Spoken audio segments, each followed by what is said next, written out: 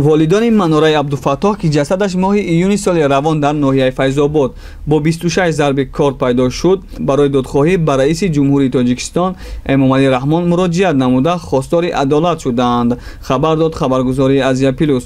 онҳо дар номаи худ аз Эмомалӣ Раҳмон хостанд баҳри таъмини адолат ва кафолати дахлнопазирии ҳаёт, қадр ва номуси инсон дар кишвар мусоидат кунад. хоҳишманди муфаттиши парванда ва прокуратураи ноҳияи Файзобод аз баррасии парванда озод карда шуда, нисбаташ чораҳои қатъии интизомӣ андешида шавад.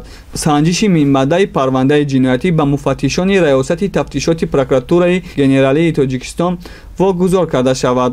омадааст дар номаи наздикони Манора. дар идомаи нома аз ҳодисаи ба вуҷуд омада ёдоварӣ гардида қайд мешавад, ки бо айби муфаттиши парванда гумонбарони ҳодиса дастгир ва ҷазо нагирифтаанд ва яке аз гумонбарони асосӣ бо иҷозати муфаттиш ба хориҷи кишвар рафт. оиди ҳодисаи ба худкушӣ расонидани Манораи Абдуфаттоҳ бо моддаи 109 қисми 1 кодекси ҷиноятии Тоҷикистон ба худкушӣ расонидан парвандаи ҷиноятӣ бозгардид. оиди ҳодисаи ба худкушӣ расонидани Манораи Абдуфаттоҳ бо моддаи 109 қисми 1 кодекси ҷиноятии Тоҷикистон ба худкушӣ расонидан парвандаи ҷиноятӣ бозгардид, вале бо гузашти беш аз 3 моҳ касе ҳамчун гумонбар дастгир нашудааст. ба фикри муфаттиш касе дар ин ҳодиса гумонбар нест, дар ҳоле ки ба худкушӣ расонидани парванда тасдиқ гардид.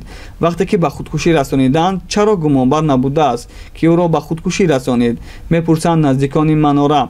ҷасади ин зани ҷавон рӯзи 22 июни соли равон дар манзили зисташ бо 26 зарби корд пайдо шуда буд.